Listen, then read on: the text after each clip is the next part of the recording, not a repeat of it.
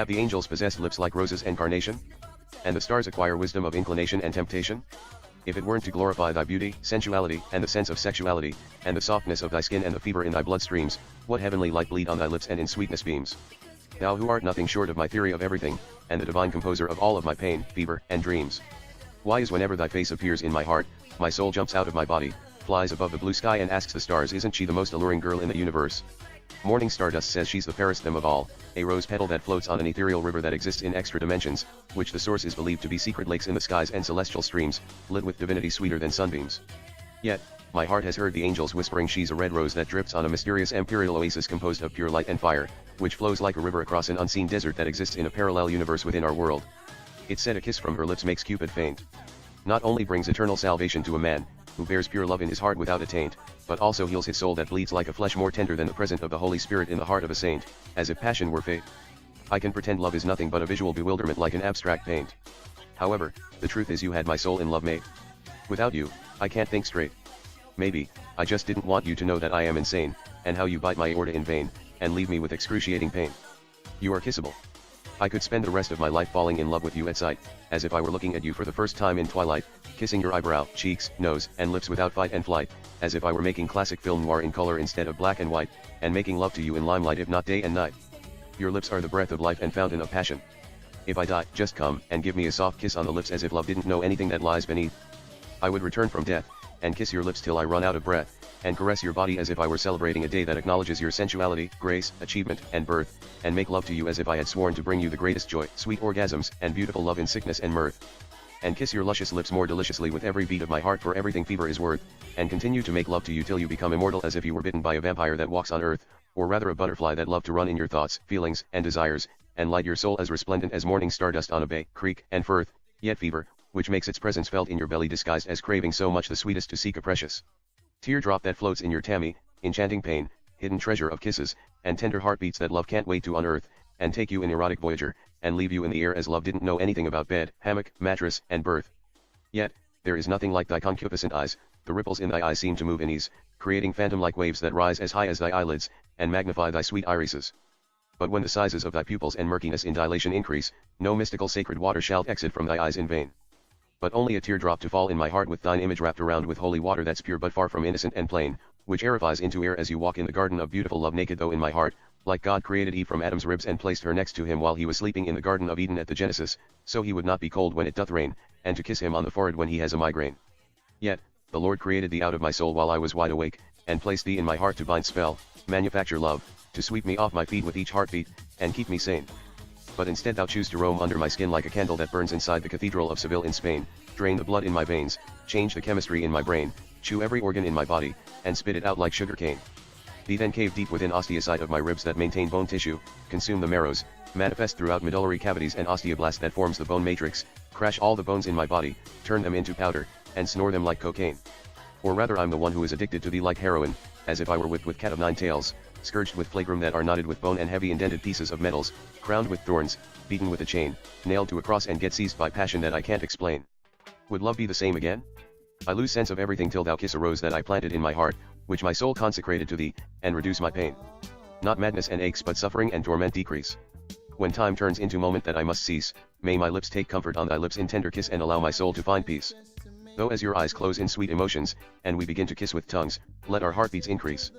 Upon you open thy eyes, and the waves continues to crash in thy spellbinding eyes with lotus, forget-me-not, and water lilies, move in soft pace, and sparkles like morning stardust disguised as snowflakes, which leave the heavens in Christmas Eve brighter than stars in space, and only fall on cathedrals, babies' breaths, and shadows that you left in the summer's days as you walked in beauty and grace.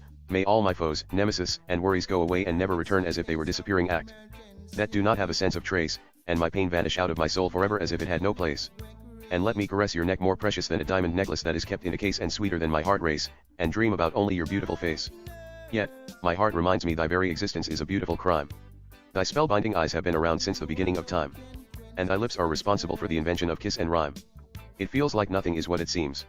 My soul moves past the galaxies when it sees the stars in thy eyes, and something in me sings in elation as if my essence were used as flavors in ice creams. However, it sounds nothing like typical music, but beautiful auditory sensation and erotic opus composed of delightful classic euphony and tantalizing opera daydreams, that sent tinkling down by Aphrodite's spine as if I were shot with rays of your eyes, which flood through the heavenly atmosphere and air streams, catch fire with splendid scintillas and gleams, and rule the cosmos and all regimes.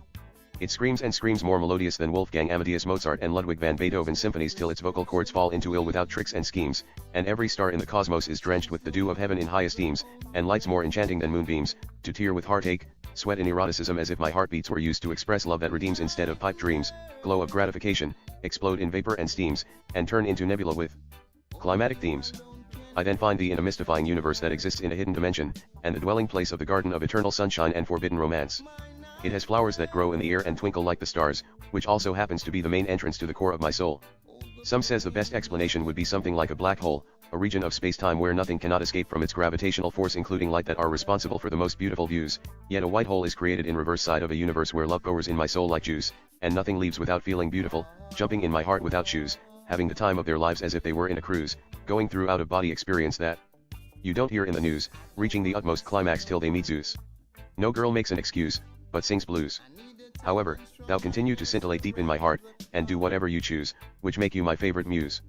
Not only do you set a trend to everything that's radiant, glittering, incandescent, relaxed, and loose, but give order to my soul that desire and lust confuse, and restore my heartbeats that craving and longing bemuse, drain, use and abuse in wild pursuit of romance as if I ate a liver of a goose, till thee kiss my lips, infuse my quintessence with passion and leave me with a sweet bruise.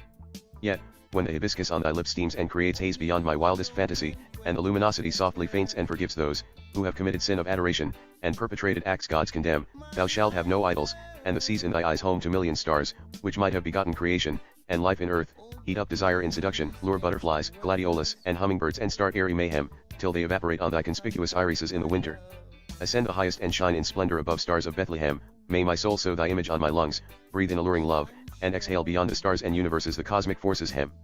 Yet, let thy face materialize in my darkest memories, and glow in reminiscence of a fairy tale that tells a story about a princess, who put gods, cherubs, seraphs, a prince, warriors, saints, kings, and millions into swoon. The princess closed her eyes and gave a ghost orchid a kiss, which wise men summed up with fat as if it were a tulip that floats on oasis in Riyadh. Orchid had been drifting by her side without touching the land like a nomad, comforting her and reciting poems when she was sad. Sometimes, it entertained her flying like a butterfly that know how to multiply and add. And nothing gave him more joy than seeing her glad. It was also capable of transforming into a dragon that breathes fire when he is mad. It changed into a beast in a blink of an eye if she finds herself in trouble like a daughter who doesn't listen to her dad, and had protected her from wolves that were bad. Yet, the spell was broken. It turned into a handsome prince, he danced with the princess, and made sure she was loved above everything, gave her the best love, and asked the sun to keep her warm in the daytime and the stars to sing songs to her in the nighttime. The universe were under the command of Aphrodite, whom he had to convince. Regardless, whatever the prince went, when he returned to his princess, he kissed her lips as if he hadn't seen her ever since, and made love to her from dusk to dawn till the flowers were covered with dew and rinse. Erstwhile, or to tell the fairy tale as if it were told by St. Paul, once upon a time, there was a warrior, who vowed to marry not only the most beautiful girl in the universe, but also the sweetest them of all. Autumn brought golden leaves, sense of ease, wisdom, and trick or treat but passed so fast in deceit. So did winter, the nights felt like Christmas Eve. The days were like New Year, the snowflakes were so pure and neat, but it was cold. There was nothing to cuddle, kiss, or greet, the season had to flee. Spring was gorgeous, but felt blue without love as if flowers were growing from concrete, and ran off its feet. Then came summer. The prince went to buy a pink dahlia of Andalusia. They were sold once in a year by a mysterious woman in the street. The flowers grew in the desert and were known not only to bring true love, prosperity, and happiness, but they also granted eternal life and make a heart feel complete, and no kingdom would fall in defeat. Nonetheless, it was the hottest day in July that is softly lit. He saw the princess, who happened to be standing in the heat, died of love at first sight and magically transformed into a ghost orchid that floated in the air without a heartbeat. The warrior then resurrected from death that nobody had ever dared cheat, or tried to fool even when the king of darkness must find itself in a hot seat. However, the prince returned from departure when she kissed him, they got married and lived happily ever after, falling head over heels in love increasingly each day as if they were destined to be together, forever. Nobody knows what fate has in store for them in another life, but Venus said it's something so sweet. And nothing would stop them to gorge on each other's tongues and lips if they ever meet. Nonetheless, legend has it the princess continued to appear on the moon. Yet, when I ask the stars who is the fairest them of all, it doesn't matter if it's night or morning or noon. Thy face reappears in my heart in the sweetest blend with just the right amount of roses, daisies, dahlias, and a flare of magnolias more dulcet than idyllic amaryllis and cherry blossom in April, and reminds me the delightful fragrance of perfume and dianthesis, the luscious aroma of jasmines in May, and tulips that I placed on the Bight of Bonny while I was staying in Cameroon, as if my heart expected thee to be there so soon. All of a sudden, thou not my heart with a barbed wire, but every blood vessel in my anatomy, thrust a dagger deep in my aorta, and dance in the fountain of love, yet the beautiful passion of mine as if falling in love with thee were the principle of pleasure and authentic karma. Thou then drop in my belly disguised as the carmine rose of Damascus, it's like deja vu you all over again, bleed on my pelvis yet whine, turn into a mermaid and eternal riddles, swim with swans in the pond of love thee created in phenomenon and truth without stigma, look at thy matchless beauty in the mysterious mirror of abracadabra. Yet, the beautiful reflection of my soul created out of pure enigma, and gust in my essence more fanatic than Hurricane Katrina. Ultimately, thou breeze on my lips cooler than the air in December, kiss me softer than Campion, freeze my kidneys like the ice in Arctic and melt within my spleen more lascivious than anything I remember. I feel immune till you make love to my heart sweeter than Aphrodite in honeymoon, and change the rhythm of my heart into a throbbing melody that beats in tune. I begin to believe you are nothing but an explosive device right out of a platoon. I want to make love to you till your vagina melt like ice that I put in whiskey at the saloon, sex you till every muscle in your body turns into anemic as if they were suffered from swoon, your ovaries change into characters in a cartoon, yet your gallbladder becomes a tycoon, the butterfly in your belly alter the ripples on the oceans into typhoon, however, your heart explodes like a balloon. I will then feed you with a spoon and kiss your lips till your soul shine more scrumptious than the sun in June. When the enthrallment in thy eyes scatters into twilight, hydrangeas, alstromerias, and chrysanthemum in the garden of mystery and blues glow like candlelight, and float above the sea between the horizon and the offshore, thinking they were blue jays, butterflies, and dandelions, may my soul prey only on red roses, its secret and denouement, dreaming of you day and night, and yet my heart roars louder than 1,000 lions. Yet, when cynosure and temptation turn into game, not visual sensation but love is to blame. Come to me, darling. Let's give romance a nickname, kiss, caress, make love, and get lost in the deepest part of love, sensuality, intimacy, and my passionate thesis that make all romance and the passion of Saint Valentine mediocre, which fever refuses to stay the same. Let me give you the sweetest sexual pleasure and the deepest orgasms of your life as if I swore on your name.